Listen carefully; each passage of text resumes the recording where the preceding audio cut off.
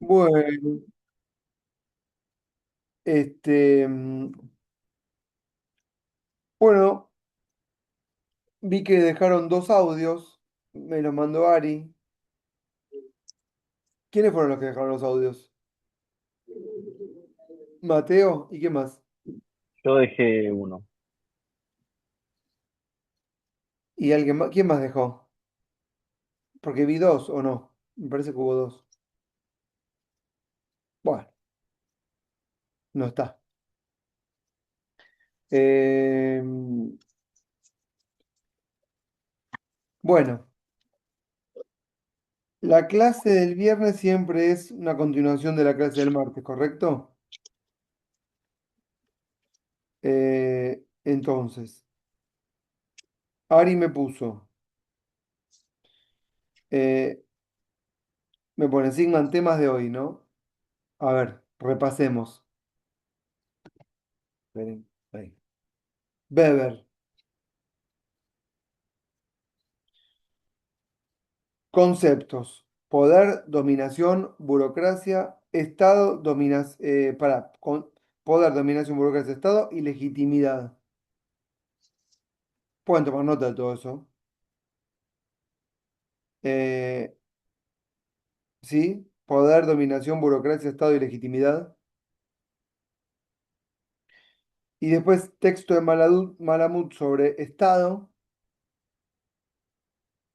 concepto, teorías explicativas de Estado, pluralistas, marxistas, elitistas, integración y fragmentación.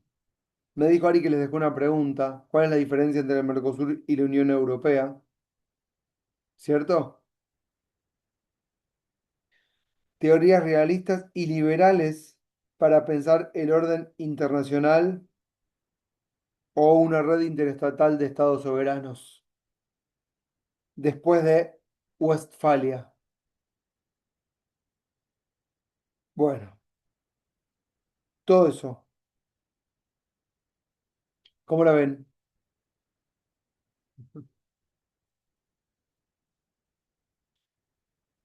¿Alguien leyó? Sí, A ver, ¿qué leyeron? yo el PowerPoint, van, del texto de Weber y el de Malamud. Profe, Malamud es de acá, ¿no? Porque me suena por lo menos haberlo escuchado en la tele. Sí, Malamud es de acá. Es un Ah, politólogo argentino con residencia en Portugal, porque da clases en una universidad en Portugal. Pero sí, sí. Andrés Malamud. A mí no me gusta mucho, no les voy a mentir. Por las posiciones políticas, no por los análisis. Todos tenemos nuestra ideología, ¿no es cierto? Es difícil esconderla. A mí lo que no me gusta es cuando la esconden. Pero igual es mentira, él no la escondió. Estuvo con Macri.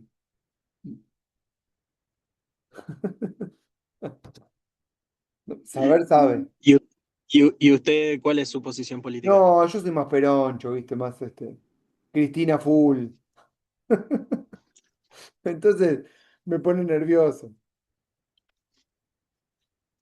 Pero Pero le puede gustar por más que piense diferente. sí, por supuesto. Cuando uno dice estas cosas es a propósito, para despegarse. Cuando lo decís, te podés como desaprender, ¿entendés? Como si, bueno, no me gusta tal. Entonces lo puedo analizar como más separado, puedo disociar. No, no, no, hay que leer todo, todo, todo. Yo leo todo. Me gusta, me gusta. Yo soy curioso. Así que. O sea, usted dice que si no comparten ideología puede ser más objetivos con su material. No, yo digo al revés, que cuando yo pienso que cuando uno tiene que compartir, digamos, su mirada, su mirada sesgada, su mirada, digamos, subjetiva, para poder de alguna manera, primero, decirle a los alumnos desde dónde uno habla, para que los alumnos no, no, no estén como, ¿qué? Yo te voy a explicar algo. ¿Es que era, Marcos era? Marcos, Marcos. Cuando el docente habla, habla de una posición como de verdad. Lo que el docente dice es verdad y los alumnos tienen que repetir lo que dice el docente para probar, pero más allá de probar, repiten como si fuese una verdad, porque eso es lo que hacemos en la facultad los docentes. Decimos verdades científicas, ¿correcto?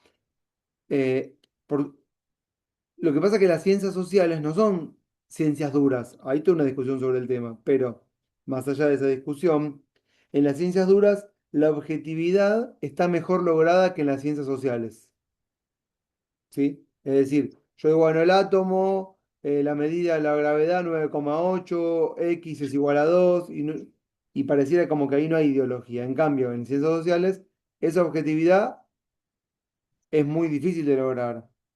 Bueno, hay tres planos: filosofía, teoría, ciencia. Cuando el docente habla y habla desde una supuesta o pretendida objetividad, lo que hace en realidad es asumir una posición de poder y ejercerla.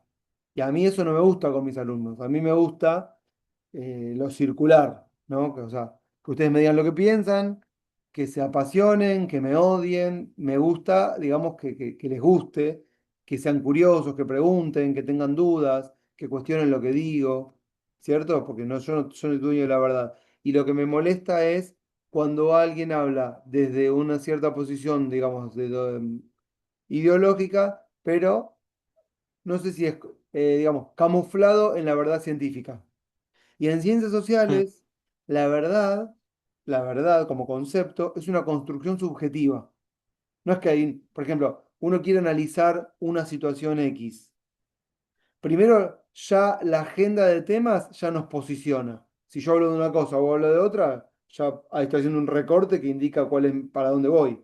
Pero más allá de eso, recortado el tema, si uno le da una sola mirada, una sola teoría, eh, no permite la interdisciplinariedad. Y a mí me gusta, bueno, diferentes miradas, diferentes posturas, diferentes marcos teóricos que ayuden a una comprensión que nunca va a ser total, porque nadie es dueño de la verdad, y menos en ciencias sociales.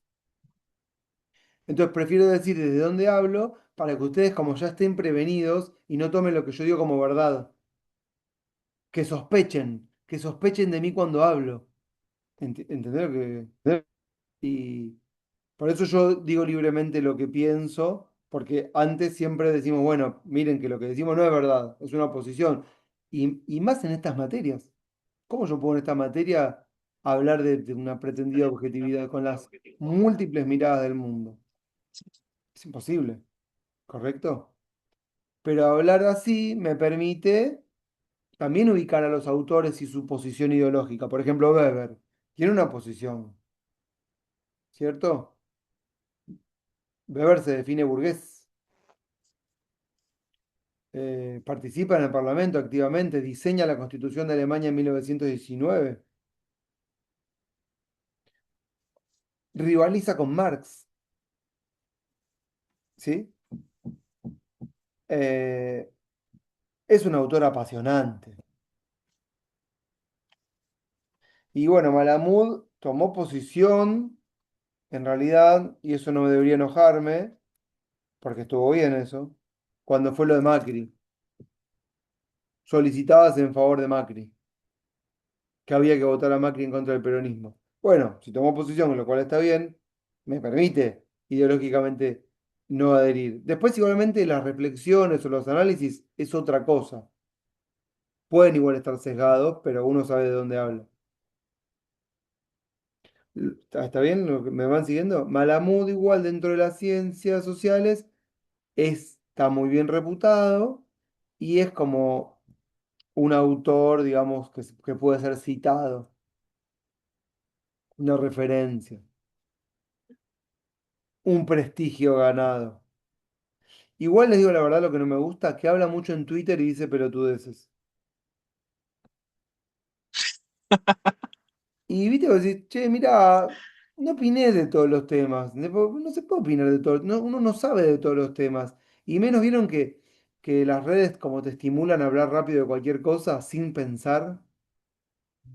Y eso es como que yo necesito pensar las cosas. A mí me pasa así, necesito sentarme y leer y pensar.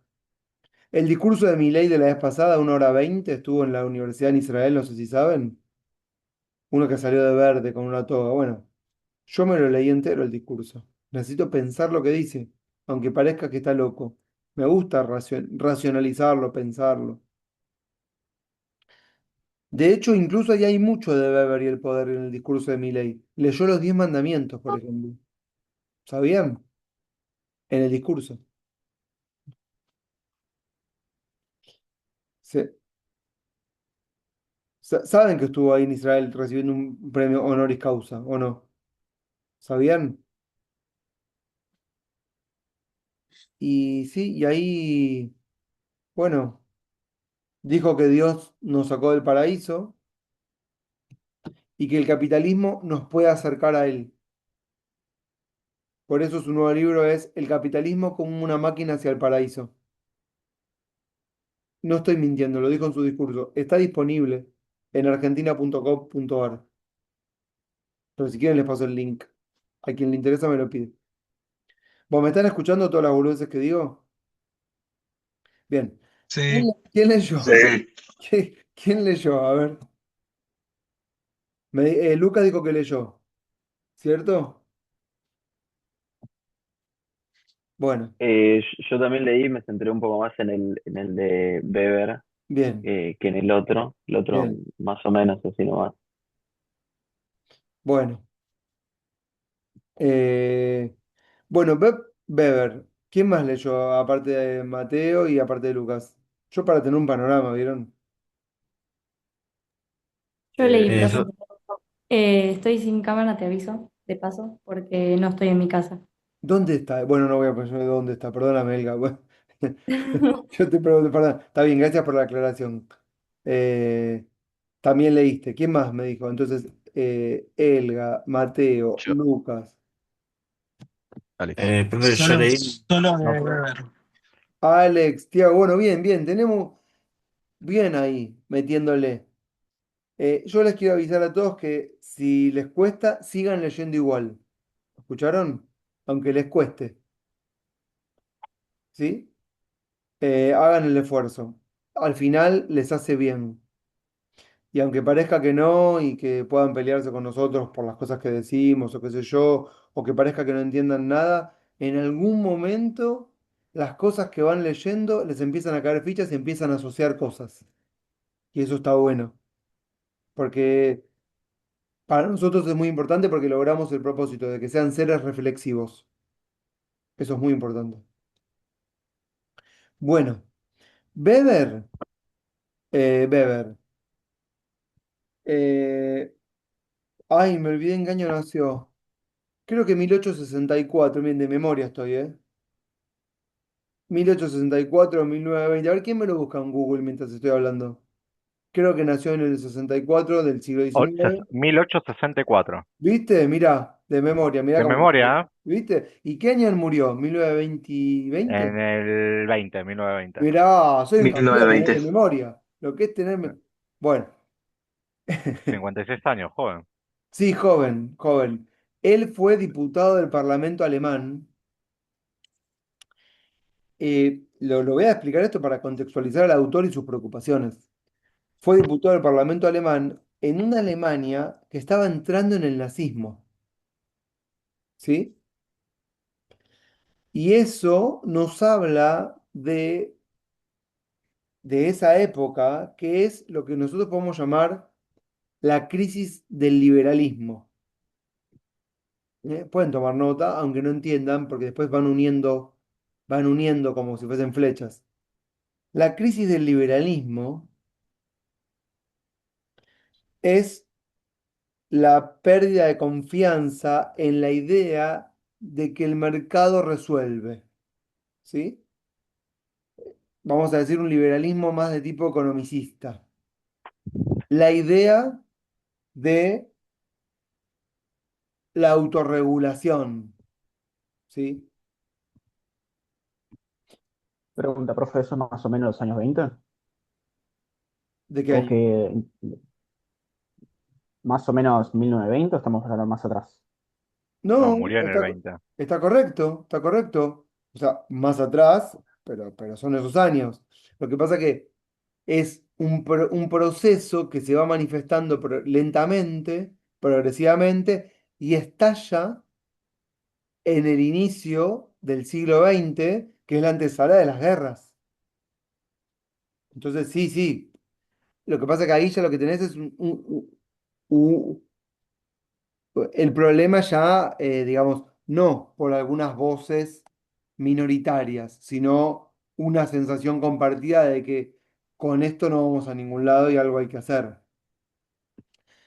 Está. La preocupación central, les diría yo, de Weber, compartida con muchos otros autores intelectuales de diferentes campos ideológicos, pero que podemos decir, comparten todos el mismo problema, si se quiere, es el problema que vamos a llamar, y para mí es muy importante que lo retengan así, el problema de la socialización política. Yo siempre lo digo esto porque me parece muy importante. ¿Qué es la socialización política? Bueno, es la gente participando activamente de la discusión sobre lo público. ¿Sí? Hoy a nosotros esto nos parece normal. Nosotros opinamos, votamos, elegimos, nos enojamos, ¿sí? Y nos sentimos soberanos. ¿En qué sentido? Bueno, que si las cosas no son como a mí me parece, voy a quejarme, voy a protestar. ¿Entienden lo que digo? Eso no pasó siempre. Esto empieza a pasar, siempre digo lo mismo, en el periodo de las revoluciones, de la modernidad, las revoluciones burguesas. Pero el estallido de la participación masiva se da a partir de 1850 en adelante, si quieren, ya masivamente, mediados del siglo XIX. Y ahí tenemos un montón de dirigentes de todo de todo el arco ideológico, de izquierda a derecha, que si bien opinan respecto de qué hacer, la preocupación para todos es la misma: cómo organizar a las masas. Marx, comunista, ¿sí? Bueno, ¿cómo organizar a las masas? Bueno, identificarlas como una clase social y llevarlas hacia la revolución. Más allá de cuál es el proyecto y la mirada que tiene, la preocupación es cómo organizar a las masas. Pero el proyecto liberal, ¿cuál es? El proyecto liberal es educar al soberano para que pueda elegir mejor, que estudie y que progrese. El mercado va a resolver. Esa es la solución liberal a la participación popular. ¿Entienden lo que estoy diciendo? Restringir la participación política a aquellos que no están preparados. Y esa es la solución que tiene el liberalismo para los sectores populares. No digo que esté mal o bien, es la mirada que tienen. Dicen, bueno, no. A ver, ¿cómo organizamos a las masas? Bueno, los que saben participan, los que no, no pueden. Entonces, si quieren, ahí es una solución eh, restrictiva, pero solución al fin. La preocupación es la misma. ¿Qué hacemos con las masas?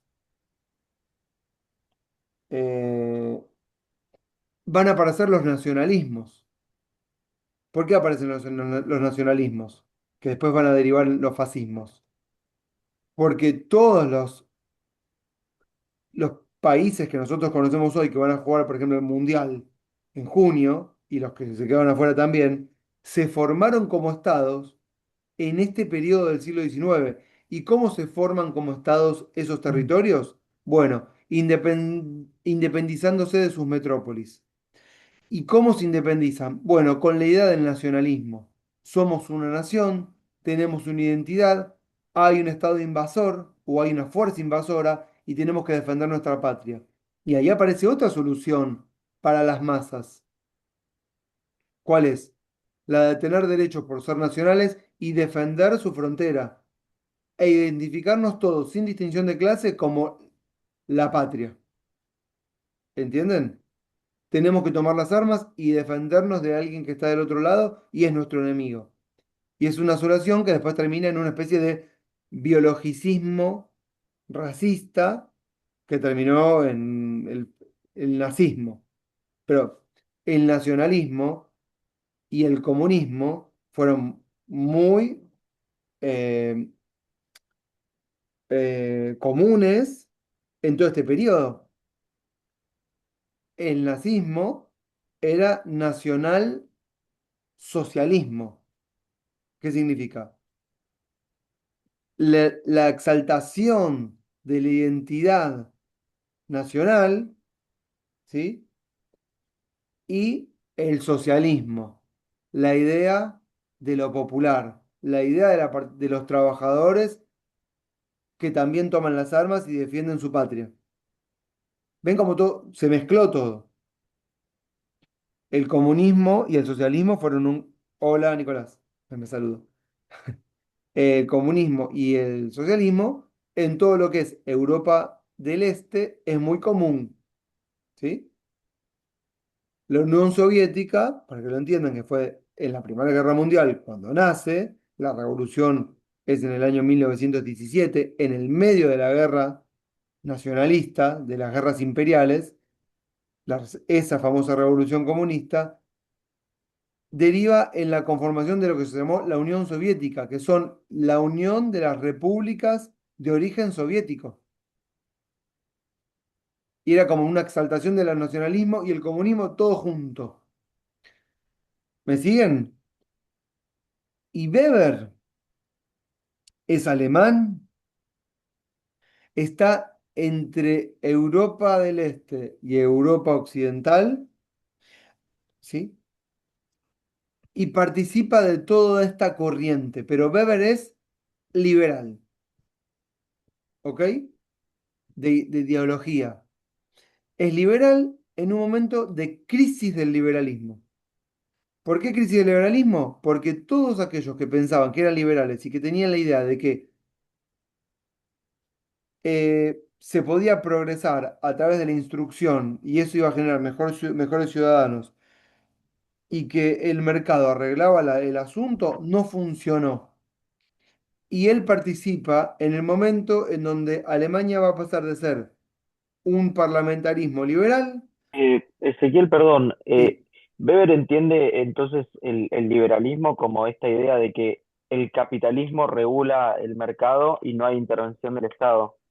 bueno, Te Weber pregunta, sí, está bien la pregunta. Weber no es onzo, para nada, no solo eso, sino que es un autor que en la historia, él se identifica como burgués, ¿no? Y tuvo una posición ideológica en contra del comunismo.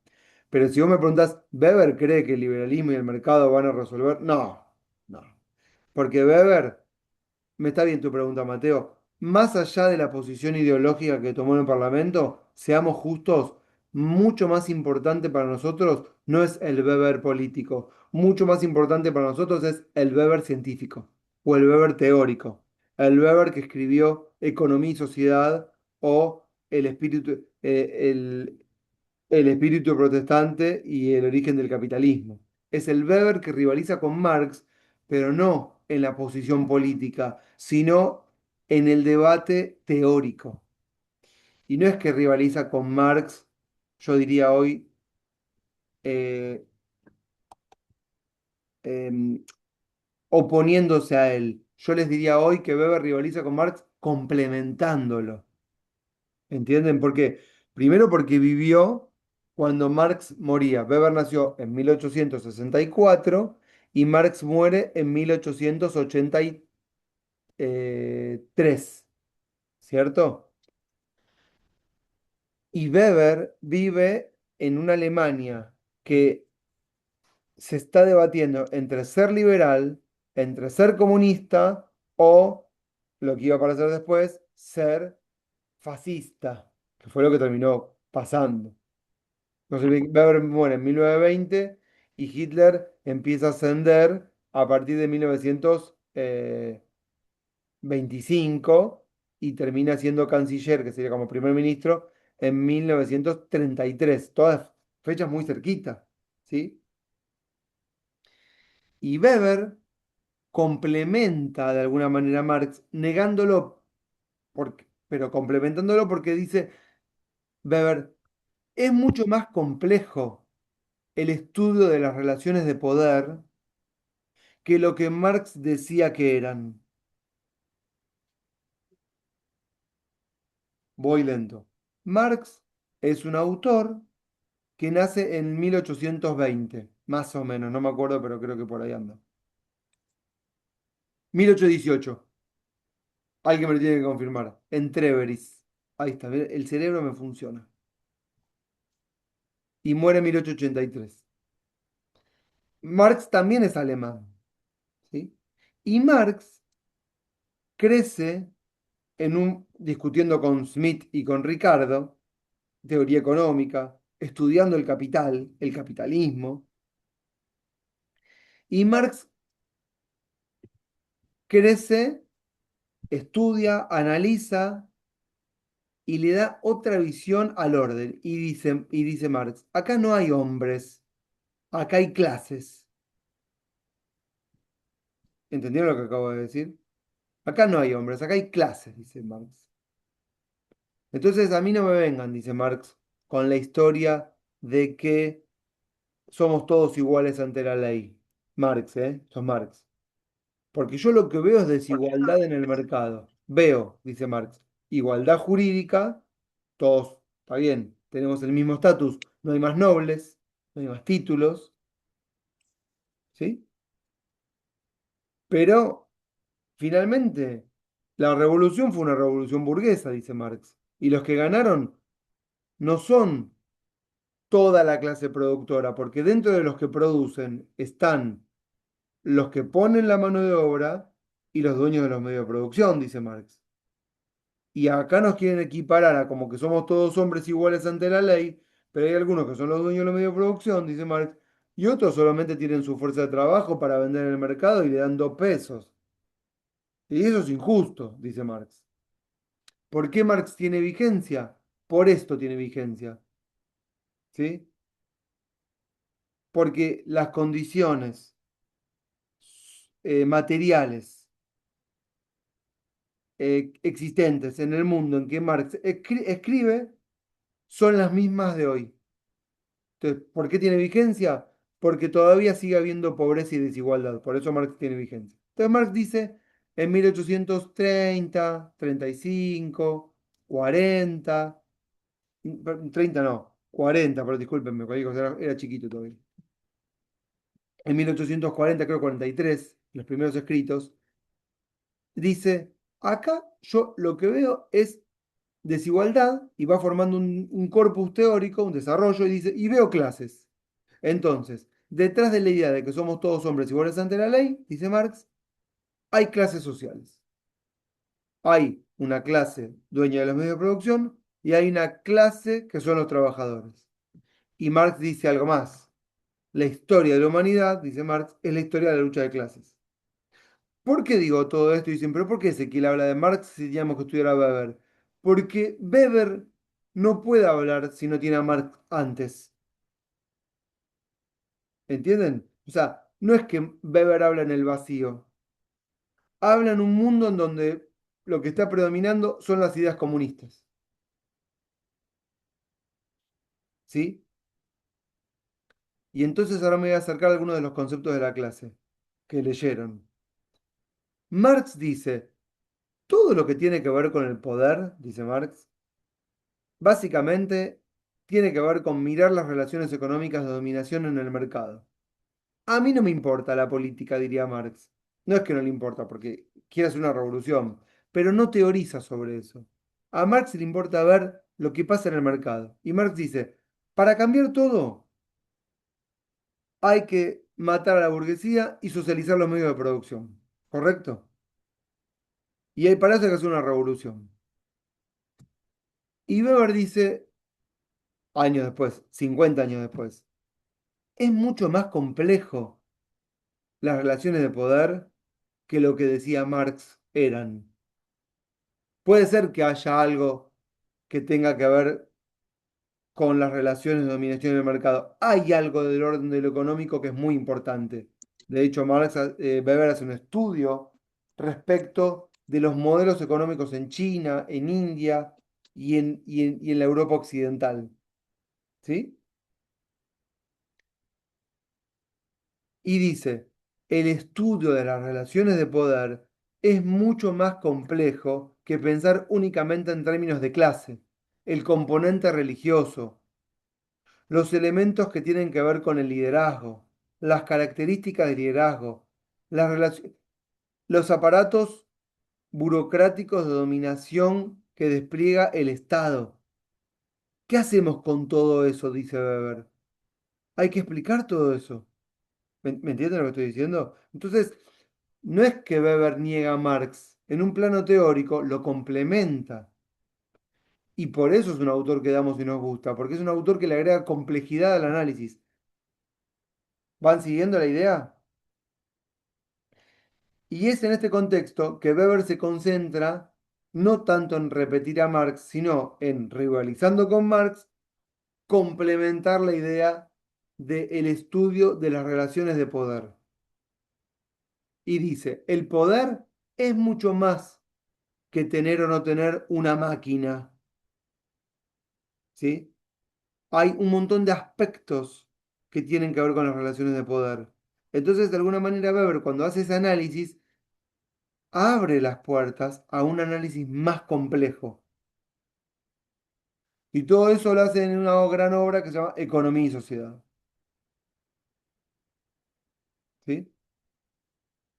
Y después en otra en la que estudia los orígenes del capitalismo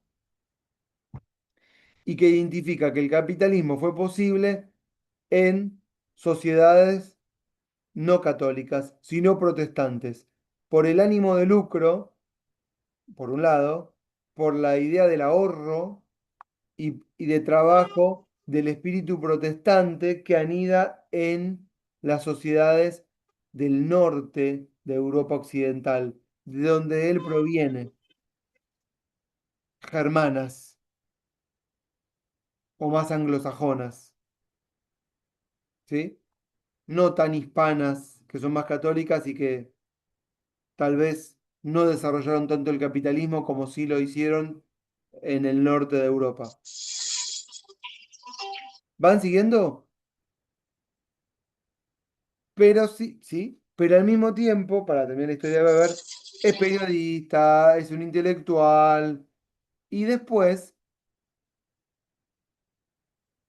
también es un precursor de la ciencia política, o bastante más, porque tiene un estudio muy pormenorizado de los partidos políticos, ¿sí? Del modelo institucional americano, del presidencialismo, de las campañas políticas, estudia las campañas políticas, estudia, digamos, eh, los discursos, los liderazgos, y estudia, escuchen, Weber, y con mucha atención y mucha dedicación, estudia los sistemas de gobierno, compara los sistemas presidencialistas y los sistemas parlamentarios. ¿Me van siguiendo todo el razonamiento?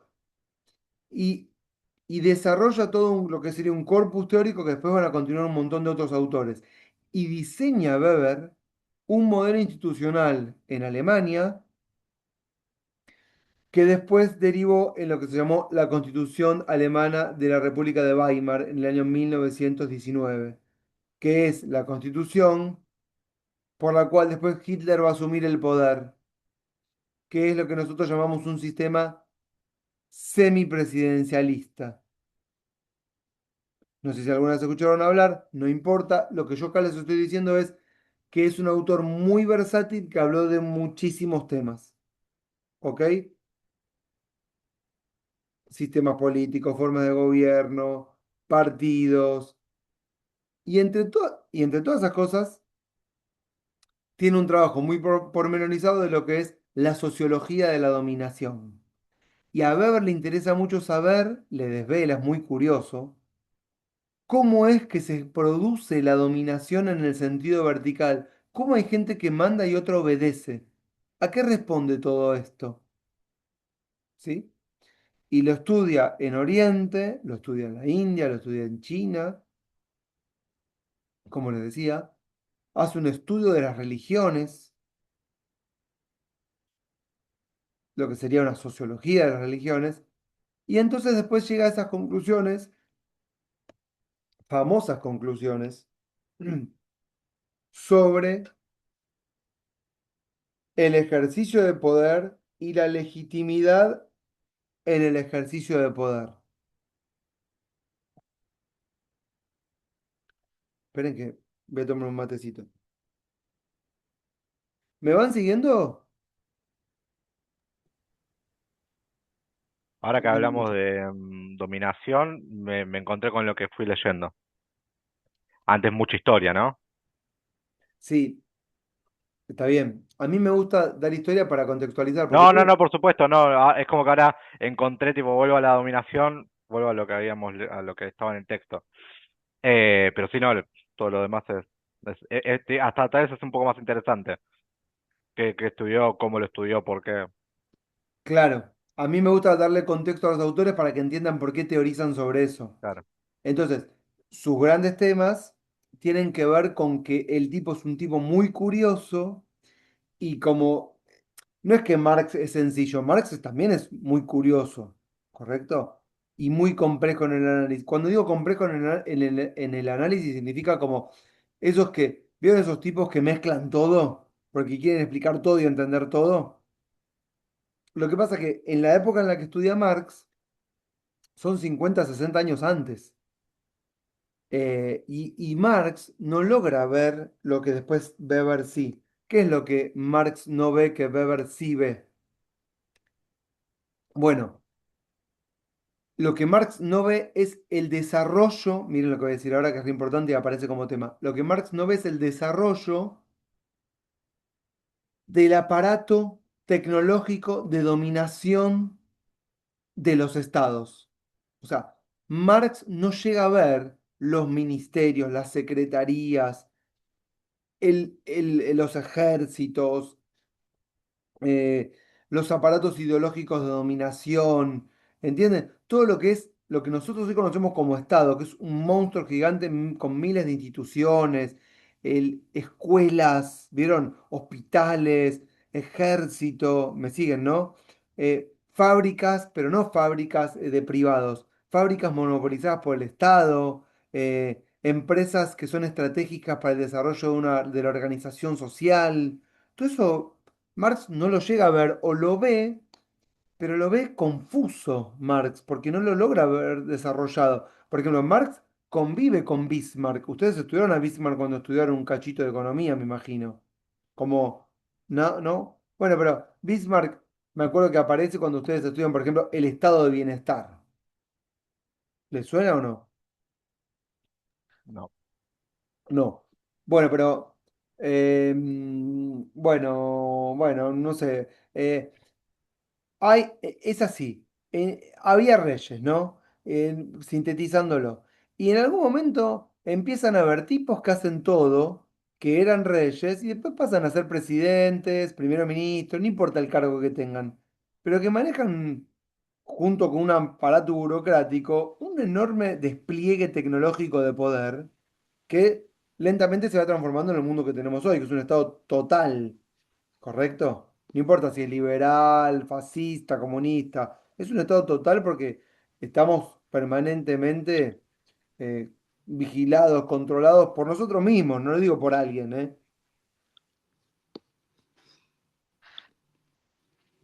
Y, y Marx, por ejemplo, lo ve en Napoleón, el primero, no, no el primer Napoleón, uno que se llamó Napoleón Bonaparte, que era como el sobrino de Napoleón que gobierna Francia entre 1850 y 1870. Y Marx dice, che, ¿quién es este tipo? Dice Marx. No entiendo bien, dice Marx, quién es este tipo, porque me parece que es, es un enano, dice, que está al servicio de la burguesía y hace unos análisis Marx que no se entienden bien, quedan plasmados en un libro que tal vez escucharon que se llama El 18 Brumario de Luis Bonaparte. donde tiene una famosa frase que dice, la historia se escribe dos veces, primero como tragedia y después como farsa. Bueno, eso es porque hace un análisis del Napoleón Bonaparte, que gobierna Francia siendo rey primero y presidente después. El mismo tipo. Y Bismarck, que es un mariscal alemán, se parece a este Luis Bonaparte y gobierna en el mismo periodo, 1860. ¿Y este Bismarck qué hace? Bueno, da ayudas a la gente pobre, crea grandes hospitales, asiste a los que menos tienen, crea hospitales para sus ejércitos, revaloriza todo lo que es nacional. Eso después lo hizo Roca en Argentina, para que lo entiendan. Todos los países tienen ese mismo proceso, que es la exaltación del nacionalismo, de la patria, de los valores patrios, de la bandera, el himno, los cánticos, ¿entienden? Después lo empezamos a ver en los festejos, en los deportes, en los Juegos Olímpicos, ¿cierto? En toda esa liturgia, los grandes estadios que están hechos para las grandes masas, todo eso también tiene un desarrollo arquitectónico que tiene que ver con grandes lugares para ver acontecimientos masivos. Es una época, una arquitectura monumentalista. Bueno, Weber dice, bueno, todo esto Marx lo vio confusamente, pero lo vio y lo analizó, pero no supo cómo. Y Weber dice, yo lo que estoy viendo, dice Weber, y ahí miren, acá viene la parte central si quieren de la clase, siendo las 21:53. Oigan, Weber dice, yo lo que estoy viendo es que en la modernidad, esperen que voy a sacar a Vicente que está haciendo muchos ruidos. Ahí está, ahí está. Yo lo que veo, dice Weber, es que ya nadie hace caso, escuchen, ya nadie hace caso a una autoridad si esa autoridad no está en el cargo a partir de un mecanismo de validez previsto en una constitución. ¿Sí?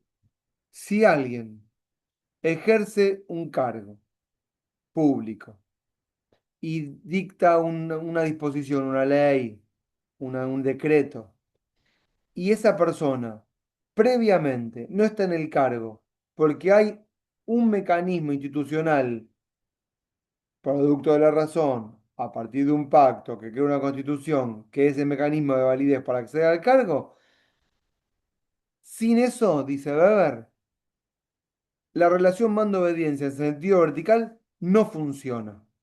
Y a eso, él lo llama la dominación legítima, racional, legal. ¿Ok? ¿Qué significa la dominación legítima, racional, legal? Significa que yo le hago caso a la autoridad legítima y convencido de que eso está bien, legítima, porque esa legitimidad tiene su origen en una ley que, ficción o no ficción, lo creemos como verdad, que es una ley que todos nos dimos.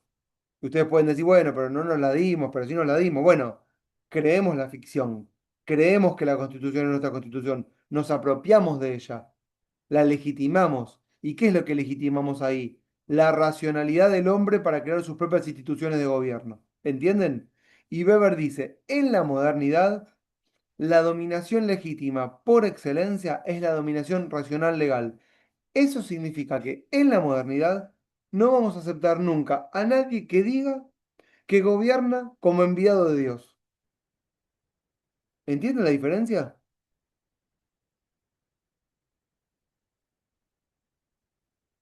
¿Sí?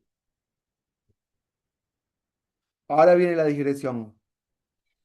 En el discurso Milei, en la universidad, en Israel, la vez pasada se la pasó hablando de Dios y de los 10 mandamientos. Y en ningún momento dice nada que tenga que ver con la dominación racional legal o con los valores democráticos previstos en la Constitución. ¿Sí? Y solo habló de Dios, de los 10 mandamientos, del paraíso, hizo comparaciones con los sabios bíblicos y dijo que el marxismo era satánico porque era el anticristo y que él venía para hacer del capitalismo el paraíso en la tierra. Y si nosotros seguimos tolerando que este tipo sea presidente, es por dos motivos. Uno, porque nadie escuchó el discurso, básico. Si lo escuchan, se espantan. Y dos, porque lo votamos. ¿Entienden? Y si lo votamos, uno dice, bueno, mira, puede creer en puede ser de cualquier religión, puede ser judío, maometano, puede creer en las líneas paralelas del tiempo, puede decir que Karina le vas a hablar con Conan que está en el cielo, pero ¿qué es lo más importante y por lo cual nosotros aceptamos que él esté ahí? Porque lo votamos en el balotaje contra Massa y ganó con el 54% de los votos, por lo menos válidamente emitidos, los que fueron a votar en el porcentaje. ¿Estamos de acuerdo? Lo racional legal, el derecho. Exactamente, lo racional legal. 14 millones de votos y artículo de la Constitución, habrá un balotaje entre las dos fuerzas que más votos obtengan y de esas dos la que gana es presidente y dura 4 años. ¿Siguen esto que digo? Sí. Después él Sí, sí. puede pisotear, destruir la Constitución y entonces lo pondría en un problema de legitimidad en el cargo porque cerró el Congreso y entonces, bueno, mirá, ya no puede seguir estando en el cargo. Bueno, eso es algo que habrá que verlo y todo andará en los carriles de lo racional legal. Y esa es una forma de dominación legítima, ¿sí? Tiene muchos más componentes. Por ejemplo, todo lo que pertenece al Estado lo legitimamos como válido. Por ejemplo, un director de la escuela dicta una resolución para la escuela y nosotros lo legitimamos como válido. ¿Por qué? Bueno, porque es el director de la escuela, que está instituido por un ministerio de educación, ¿sí? Y el director hizo un concurso público y ganó el cargo, ¿correcto? De acuerdo a unos procedimientos técnicos, piripipi. Y bueno y de acuerdo a las atribuciones que tiene, hace lo que le parece en la escuela como director de la escuela. Y está bien. Y lo mismo el ministro de Economía, y el de Salud, y Sarasa. ¿Entienden lo que estoy diciendo? Y si el policía lleva un arma, nosotros no nos asustamos. ¿Por qué? Porque es el policía y hay un consenso sobre el monopolio de la fuerza física, otra de las grandes definiciones de Weber, la definición de Estado. Y para que exista Estado tiene que haber monopolio de la fuerza física en manos de uno solo, una fuerza, que esa fuerza es la Constitución y sus instituciones. Entonces, si alguien va vestido de azul con un gorrito y un arma, no me asusta. Pero si alguien va caminando en la calle con un arma y no está vestido de azul y con gorrito, me asusto. ¿Entienden la diferencia? Bueno, ahí hay una legitimación que tiene que ver con lo racional legal. Yo no sé qué piensa, qué ideología tiene esa persona que lleva el arma, pero sé que está ahí para preservar el orden, la paz, la seguridad, la vida. Más allá de que después podamos quejarnos de que si funciona bien, mal, zaraza, sabemos que a priori es el orden que debería existir. Y si no, vamos a apelar a ello. Pero ahora, déjenme continuar. Weber dice, che, pero yo estoy viendo, dice Weber, que este tipo Napoleón, este tipo Bismarck o otros que existen que yo conozco, gobiernan y no gobiernan porque la ley que nos dimos funcione de esa manera. Hay algo más, dice Weber. No es suficiente con la ley. Es, o sea, como decían, ¿vieron? Sin Cristina no alcanza, pero solo con Cristina no se puede. ¿Se acuerdan de esa frase que decía Alberto? ¿O no se acuerdan? Buah, era una frase que decía en el kirchnerismo. Con Cristina sola no alcanza, pero sin Cristina no se puede. Weber diría, sin la ley es imposible, pero no alcanza solo con la ley. Hay más. ¿Entienden? No es que solamente las relaciones de poder en sentido vertical se explican únicamente por una forma de dominación. Yo veo que para que exista la dominación en sentido vertical, el líder tiene que tener unas características especiales que convenzan a esa población a la que dirija hacia algún lugar de que lo que está haciendo es lo correcto. Entonces ahí aparecen los liderazgos que él va a llamar carismáticos, ¿sí? Y se interesa muchísimo por esos liderazgos carismáticos. Marx también analizó los liderazgos carismáticos, pero no lo hizo en los términos en los que lo hizo Weber. No alcanzó Marx o no le interesó a Marx desarrollar esos aspectos. Se limitó a decir, estos tipos son unos títeres que están al servicio de la burguesía. Eso dijo Marx, y lo simplificó ahí. No es que desarrolló un poco más el concepto. Entonces, a veces la izquierda reduce todo a la idea de, no, vos estás al servicio de los poderosos, que es cierto muchas veces, pero muchas veces no alcanza para explicar. ¿Entienden la diferencia? Yo puedo coincidir en mi visión marxista y zurda de la vida. Sí, Laura, decime. Profe, te hago una consulta. Con cuestión a Marx, en ese momento, ¿tú crees que la receta, aún sin él saber todo lo que complejizó la historia, aún actualmente su receta todavía funciona?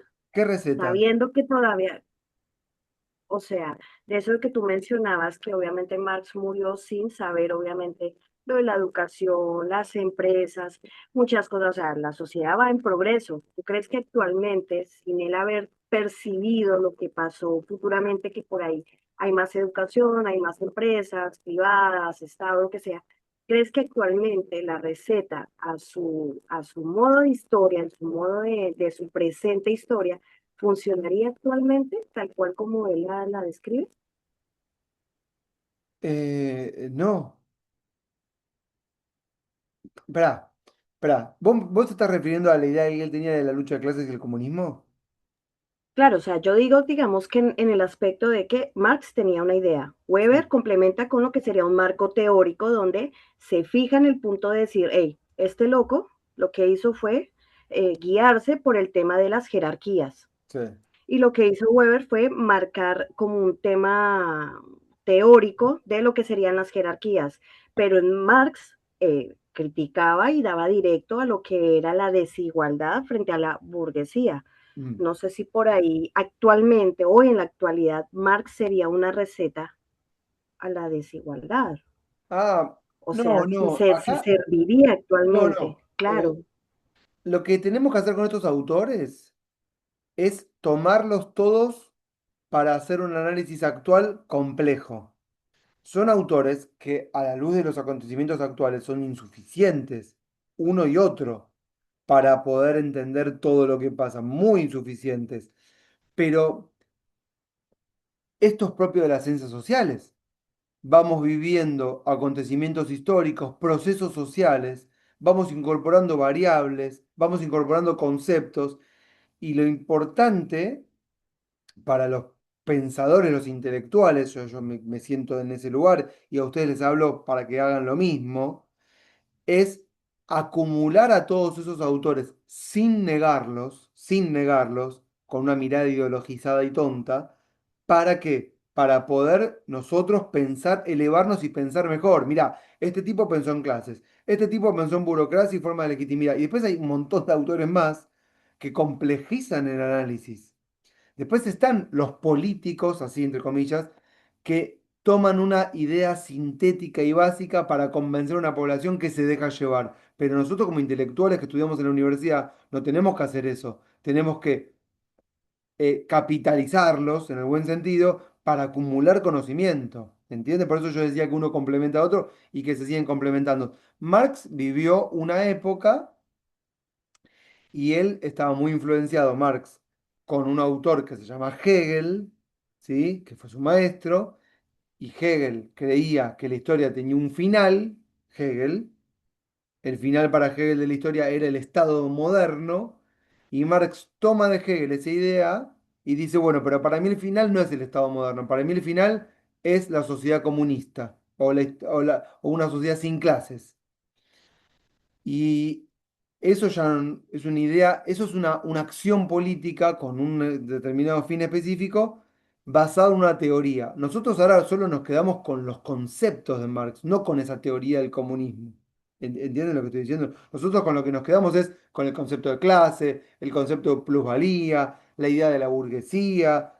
la idea del mercado, la idea de que podemos pensar que el trabajo tiene que ver con que hay también una mano de obra, pero no es lo único. Yo no sé si el valor de las cosas en términos económicos es el valor encerrado que hay, como decía Marx, a partir de un obrero que hizo una cosa y otro que se apropió de eso y ahí está la plusvalía, o el trabajo o el precio de las cosas es el precio de mercado entre oferta y demanda. No me importa, yo tomo todo para hacer el análisis. Eh, Marx y su idea del comunismo ya no nos interesa tal vez ahora. ¿Entienden lo que digo? Y eso lo hizo pensando que la historia iba hacia un lugar. Pero lo mismo hizo el nazismo pensando que la historia iba hacia un lugar, que era la raza superior. Y les voy a decir algo. Tal vez ustedes no me entiendan, pero yo se los voy a decir igual. El liberalismo o la democracia liberal son dos cosas distintas. Una es el liberalismo que muere en los años 20 y otra es la democracia liberal que muere en el 2001 si quieren. También creían estos complejos identitarios y de ideas que el mundo iba hacia esos lugares. Por ejemplo, en los años 90 se creía que todos los países tenían que ser de democracias liberales y que el mundo iba a ir hacia ahí. Y el mundo no fue hacia ahí. ¿Entienden lo que estoy diciendo? Y no tiene por qué ir a ningún lugar. Yo no sé a dónde vamos. Nadie sabe a dónde vamos. Esto que estoy diciendo es un concepto hegeliano, que es el del fatalismo de la historia. Es decir, pensar que la historia tiene un final. Y la historia no tiene un final, no sabemos a dónde vamos, no sabemos lo que va a pasar mañana. Y nadie es dueño de la verdad respecto del análisis teórico del orden. ¿Entienden lo que estoy diciendo? Yo qué sé qué va a pasar.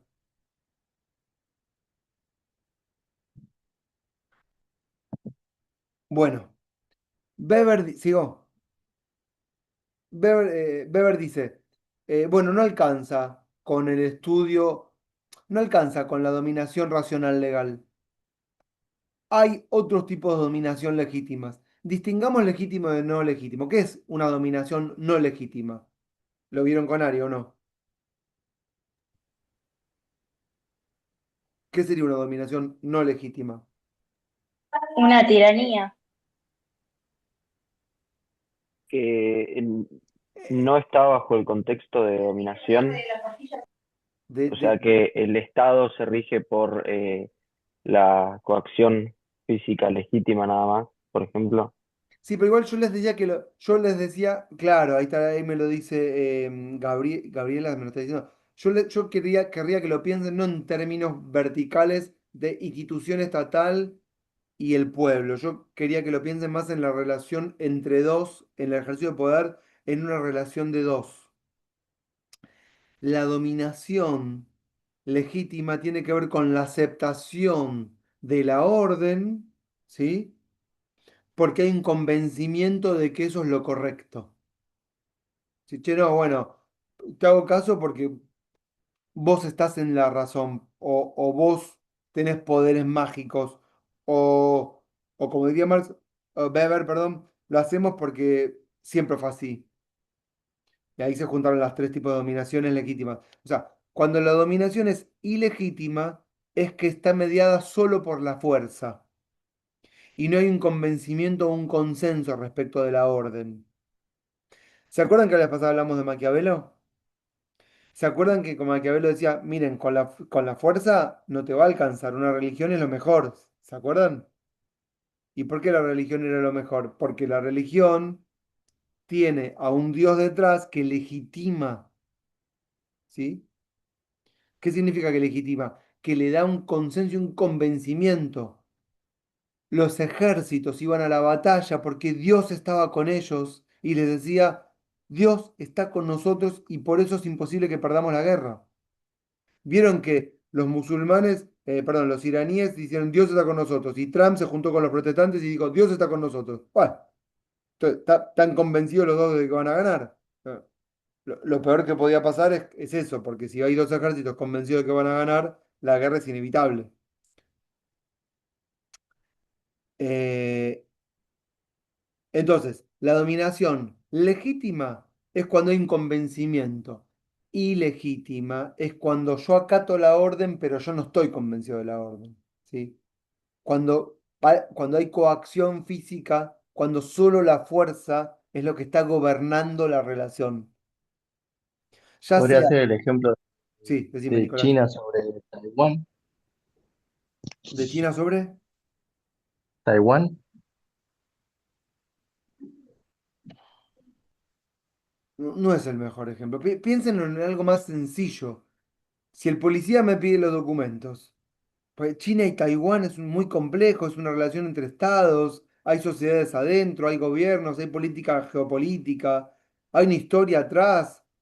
Taiwán era parte de China, el emperador chino se fue a Taiwán cuando vino Mao y entonces se separó. Qué sé yo, es un quilombo China y Taiwán. Es más fácil, un policía viene, te pide los documentos, sí, sí, oficial, acá están los documentos. ¿Me entienden? Una persona va caminando por la calle. Ahí está, eso es lo que me está diciendo Gabriela. Una persona viene por la calle y te dice documento. No, pero vos quién sos? Yo no te voy a dar los documentos a vos. No, pero yo soy policía. Ah, bueno, entonces sí te doy los documentos. No, pero ¿cómo sé que sos policía? Mostrame tu credencial. No, acá está mi credencial. ¿Entienden? Y en toda esa relación, esa charla que se genera, ¿sí? Lo que hay, lo que está mediándose ahí es la legitimidad o la ilegitimidad que está relacionada con lo racional legal. Ahora, si yo voy caminando por la calle y se me aparece no sé, una figura extraña sobrenatural, ¿sí? Y me dice, sos el enviado, tenés que ir, entrar al almacén y robarte un pan lactal. Bueno, no me deja opción porque yo lo vi, ¿entienden? Esa revelación me hizo actuar conforme, ¿entienden lo que digo? ¿Y ahí qué diría Weber? Bueno, ahí hay un poder carismático operando. Hay un poder carismático. Por ejemplo, por ejemplo, me encanta darlo, el ejemplo de Moisés. Moisés, cuando se encuentra con Dios, ahora me transformé en Milei hablando de estas cosas. Yo no sé si ustedes saben, pero Milei, no Milei, Moisés va caminando por el desierto, ¿correcto? Y se encuentra con un árbol que se está incendiando, pero que no se consume. ¿Ustedes sabían esa historia? Para el Tiago que no la conoce, esa es una historia bíblica muy conocida. Y ahí, cuando Moisés se encuentra con este árbol que se quema, pero que no se consume, le llama la atención. En realidad, era el cargo de conciencia o el remordimiento que tenía Moisés de que se había escapado de Egipto, ¿sí? Porque había matado lo cagó a trompadas a uno de seguridad, todos lo vieron y se fue. Y entonces él tiene que volver, y entonces se le aparece Dios en forma de árbol que se quema pero que no se consume. Y le dice, tenés que volver a Egipto a liberar a tu pueblo. Vos sos el elegido. Yo te elegí a vos para que liberes a mi pueblo, le dice. Porque les prometí una tierra que el embajador de Estados Unidos, que es un ultra en Israel, dijo, no, no, mentira, el ministro de Relaciones Exteriores de Estados Unidos dijo hace poquito que esto mismo, que Dios le prometió a los judíos ese territorio. Y entonces Moisés vuelve a Egipto y escucha a Tiago que no conoce la historia. Moisés le dice, che, pero escuchame una cosa, le dice Moisés, yo cómo los voy a convencer, porque no tengo ningún elemento. Y además, ¿saben lo que le dice Dios a Moisés? Le dice, la gente no me puede ver, no pueden hacer imágenes de mí. ¿Por qué le dice esto? Bueno, porque no hay YouTube, no hay imágenes, entonces le tiene que decir, mira, tenés que creer o creer, es creer o reventar. ¿Sí? Pues sí, pero Moisés dice, dame algo. Bueno, te voy a dar unos trucos, le dice Moisés. Dios, te doy unos trucos para que cuando vayas, te pares ante el pueblo ahí y te crean. Entonces le dice, te voy a dar un bastón, le dice Dios, y vos tocas el bastón y se transforma en serpiente.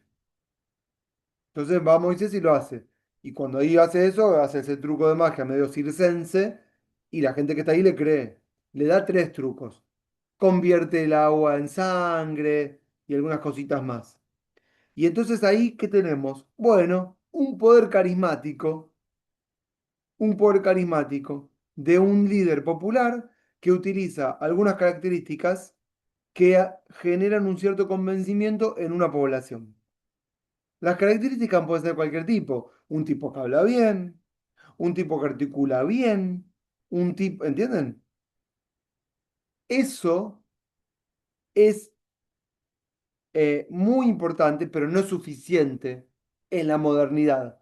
Puede ser suficiente en una época anterior a la modernidad, pero en la modernidad no es suficiente. En la modernidad hace falta lo racional legal siempre. Antes existía solo un poder carismático, ahora ya no. ¿Está claro lo que estoy diciendo? Entonces es una combinación. Y a esa combinación, dice Weber, hay que agregarle la tradición. ¿Cuál es la tradición? Bueno, el famoso siempre fue así. La herencia de sangre, las instituciones que continúan una tras otra, la monarquía, ¿entienden? O si no, las instituciones, ya para nosotros hoy, el presidencialismo se va transformando con el tiempo en una tradición. Y es difícil cambiar eso cuando nosotros ya tomamos a las instituciones que hemos creado como parte de nuestra tradición. Que, che, no vengas a cambiar todo, funciona bien así. Creemos en esto. Le damos valor. Por ejemplo, vieron que todo el tiempo se quiere modificar el sistema electoral y aparecen las críticas. ¿Por qué aparecen las críticas? Porque uno dice, che, no toqueteemos tanto el sistema electoral, porque si funciona bien así, si cada uno que gana creemos que es lo correcto, si lo toqueteamos, ¿qué va a pasar? Y vamos a empezar a desconfiar. Vamos a empezar a decir, che, pero no, no, yo no creo en esto porque lo cambiaron y yo ya no creo más. Entonces empiezo a deslegitimar a las autoridades porque hay una pérdida de confianza en la tradición institucional. ¿Entienden eso que digo? Entonces, dice Weber que en la era en la que estamos viviendo, que es la misma que la de él, si quieren, el poder legítimo es la combinación de estos tipos de legitimidades, carismática, racional legal y tradicional. ¿Me entendieron? Y ahora, ¿sí? Y ahora lo complejizo, porque Weber es un autor complejo. Y dice, pero hay algo más, dice Weber. Hay algo más. Él está en Alemania. Alemania es una máquina burocrática. Los alemanes son campeones de la burocracia. Si ustedes piensan que el Estado en Argentina es grande, ustedes no saben lo que es Alemania. Eso es un Estado grande de verdad. No grande porque tipo es grandioso, grande porque eh, ves al Estado hasta en el inodoro, ¿entienden? O sea, y Weber dice, yo veo que la gente obedece, pero que hay una burocracia en Alemania que no obedece ni por carisma, ni porque el racional legal. No, hay otro tipo de poder en la burocracia que tiene que ver con el ascenso en el cargo, ¿sí? Que tiene que ver con la remuneración y también tiene que ver con el honor, ¿sí? Yo veo que hay un ascenso de cargos técnicos que van como solidificando una maquinaria administrativa, ¿sí? Y acá es donde aparece la defensa del liberalismo de Weber. Escuchen, ¿eh? Que dice Weber, que amenaza una burocracia en ascenso que acapara cargos técnicos, que amenaza las libertades individuales. ¿Escucharon? Y dice Weber, pero no solo lo público. Dice Weber, yo veo que toda la forma de la organización social, ya sean empresas públicas o privadas, lo mismo da, dice Weber, todas se comportan de la misma manera. Se van creando cargos burocráticos cada vez más y más y más que van relegando toda la autonomía individual a la nada misma, que cualquier idea creativa individual, cualquier iniciativa queda anulada en el mar o en el marasmo de especificaciones técnicas y cargos burocráticos. ¿Entiendes lo que estoy diciendo? Y Weber dice que en la modernidad la mayor amenaza a la libertad no es el comunismo, ni es la lucha de clases, ni nada que tenga que ver con eso. Para Weber, la mayor amenaza es la burocracia. Y él ve a la burocracia como un problema, pero no por la corrupción. Atención, no es eso que ustedes pueden estar pensando. Es la burocracia como el ascenso del aparato técnico del Estado que amenaza la libertad individual de la iniciativa privada. Y ustedes esto lo pueden observar en la cantidad de empresas grandes que público o privado lo mismo da, tienen el mismo comportamiento. En las empresas que son grandes, el comportamiento es el mismo comportamiento que en las instituciones públicas, porque muchas veces el crecimiento es igual. A veces son empresas privadas que terminan siendo públicas, a veces son empresas públicas que se privatizan, pero lo mismo.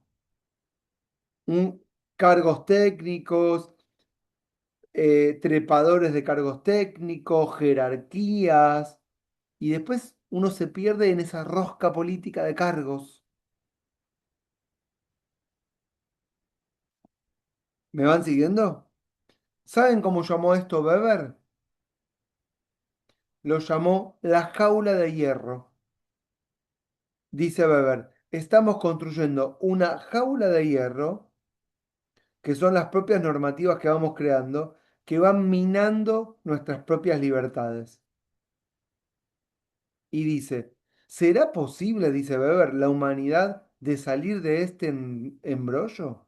¿Seremos capaces, dice Weber, de no dejar avanzar tanto al aparato técnico que amenaza nuestras libertades individuales? ¿Van siguiendo? Entonces ahí tienen otro tipo de dominación que no es ni legal, racional, ni carismática, ni tradicional, sino burocrática. Burocrática. Y vieron que les conté al principio que Weber fue el que diseñó la institucionalidad de la República de Weimar, que fue esa constitución de 1919. Weber ahí dijo. Weber ahí dijo, lo que tenemos que hacer para controlar a todo este aparato técnico es crear una autoridad, escuchen, que sea votada por todo el pueblo y que sea capaz de imponer su voluntad a todo ese aparato técnico, que tenga una legitimidad y un carisma que pueda eh, detener a esa maquinaria administrativa. Dentro de la maquinaria administrativa pongan lo bélico también ahí, ¿sí? La guerra. Y en base a eso, en la Constitución de Alemania aparece un artículo famoso, que es el artículo 48, en donde se le permite al primer ministro, al canciller, disolver al Parlamento y gobernar por decreto. ¿Me van siguiendo? Esa fue una idea que tuvo Weber en el diseño institucional pensando en este problema. Claro, uno diría, igual que Marx cuando pifió con la revolución, Weber pifió con este diseño. No es que pifió, eh, yo también lo hubiese hecho como Weber, como también lo hubiese hecho como Marx. Lo que pasa es que después cuando pones en práctica las ideas, te das cuenta que después no salió como vos pensabas que iba a salir. Y finalmente termina asumiendo Hitler ese famoso cargo y gobernando así, disolviendo el Parlamento y disolviendo finalmente el Parlamento, prohibiendo los partidos políticos y arrasando con todo, utilizando las mismas instituciones que Weber había diseñado para detener al aparato bélico, que no lo pudo detener. ¿Y en qué momento lo hizo? Bueno, en el momento de la crisis del liberalismo, que fueron los años 10 y 20, que estalla con fuerza, del siglo XX. Ah, ¿ven cómo lo contextualizamos? Eh, bueno, no, quería ver qué, porque tengo lo de Malamud, ya sé, no me quiero olvidar. Uf. Entonces, Weber, conceptos, poder, dominación, burocracia, Estado y legitimidad. Dignísimo. Si quieren me faltaría Estado. Lo de Malamud ya está, no me va, es mucho tiempo, porque estoy cansado. Vamos con Estado de Weber. Porque lo de Malamud está bueno, pero me abre todo un panorama que tiene que ver con la Unión Europea, las naciones, la guerra. Es para otra clase entera. Eh, me puso Westfalia, Ari, y a mí me encantaría hablarles del Tratado de Westfalia de 1648, pero nos vamos a la mierda, es otra clase entera. Dejémoslo ahí. Vamos con Estado y terminemos. Bueno, Weber define el Estado moderno. O sea, hay muchas definiciones de Estado. Eso de hecho entraba en el texto de Malamud sobre las teorías explicativas del Estado. O sea, ¿qué es el Estado? Bueno, para Marx el Estado es el brazo armado de la burguesía para destruir a los trabajadores. Para Weber el Estado, para Marx, perdón, el Estado es capitalista y está al servicio de la burguesía. Es una definición instrumental del Estado. Es una visión sencilla también del Estado, ¿correcto? Que Marx la elabora en los albores de las revoluciones burguesas. Después el Estado va a ser mucho más complejo que eso. ¿Sí? Y esa sería una explicación marxista. Después, una explicación elitista es la explicación que tiene que ver con que el Estado siempre está a cargo de una oligarquía o de unos sectores que dicen representar a otros, pero que finalmente en los cargos dejan de representarlos para representar sus propios intereses. Son las teorías elitistas, ¿sí? De las instituciones, que son elaboradas, entre otros, por Weber, pero después por otros autores como Michels, discípulo de Weber, Mosca y Pareto, dos italianos, que lo desarrollan también fines del siglo XIX, principios del siglo XX. Teorías pluralistas eh, tienen que ver con la idea esta de un consenso respecto de las reglas del juego y la posibilidad de todos votar, ¿sí? O elegir a las autoridades y el que gana gobierna y el que pierde acompaña, que serían las teorías de la democracia liberal. Weber, Weber lee a Marx, lee a los anarquistas y dice, para mí el Estado es otra cosa, dice Weber. Para mí no es que el Estado es una cosa o es otra cosa. Weber va a decir más bien, va a preguntarse más bien, no qué es el Estado, sino, escuchen, ¿cuándo hay Estado? ¿Entienden? Weber diría, no, no, cambiemos la pregunta. No es qué es el Estado, sino ¿cuándo hay Estado? Y va a responder, hay Estado cuando hay monopolio de la fuerza física. Eso va a responder. No qué es un Estado, sino cuándo hay Estado. Y nos lleva a la idea de que el Estado es una relación también, de dominación. Porque si hay monopolio de la fuerza física, es que hay una relación vertical en donde una población o un pueblo, no es lo mismo, pero no importa, cree, las autoridades también creen, todos creemos. Entonces, si creemos, hay monopolio de la fuerza física. Y dice, si no hay monopolio de la fuerza física, no hay Estado. ¿Por qué? Bueno, sencillamente porque hay caos. Y el Estado es un estado de orden, o un estado de paz, o un estado de seguridad. Cuando Hobbes hablaba, que ya hablamos bastante de Hobbes, Hobbes decía, el estado de naturaleza en el que se encuentra la sociedad inglesa en este momento, que es un estado de guerra, o que vamos a matarnos todos contra todos, que es la guerra más temida.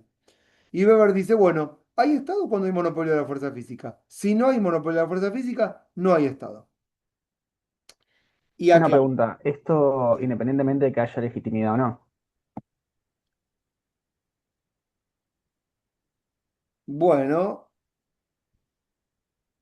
está correcto. Lo que podríamos agregarle ahí, Juan Manuel, es que no va a durar. Claro, una cosa es eso, otra cosa es cuando hay Claro, en una foto y otra en una película. claro, Maquiavelo diría sí, pero te va a durar un rato, te va a durar eso. Sí. Entonces, hay estado cuando hay monopolio. Creo que Weber incluso en la definición, si no mal no recuerdo, dice, hay monopolio de la fuerza física a través de una dominación legítima, dice él. Pero no me acuerdo ahora, casi seguro que sí. Pero si no, se da ese supuesto que vos decís. Como dijo Helga, una tiranía, por ejemplo. Ella lo mencionó.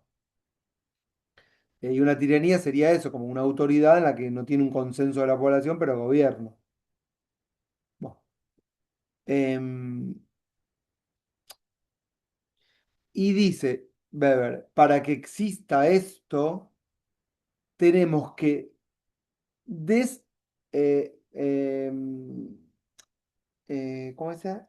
Desapropiar a toda la clase trabajadora, dice Weber, de los medios de producción y a toda la clase eh, dominante, digamos, burguesa, de los medios de dominación.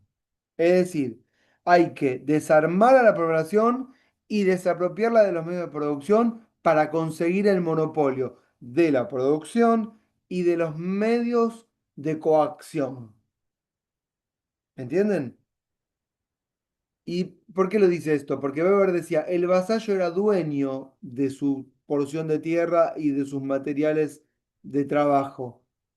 Y en la modernidad, el obrero no es ni lo dueño de los medios de producción, ni dueño de las herramientas con las que trabaja, que son los medios de producción. No es dueño del martillo ni de la máquina. Y tampoco es dueño de las armas. Todo está monopolizado en el Estado, que está gobernado por una autoridad competente.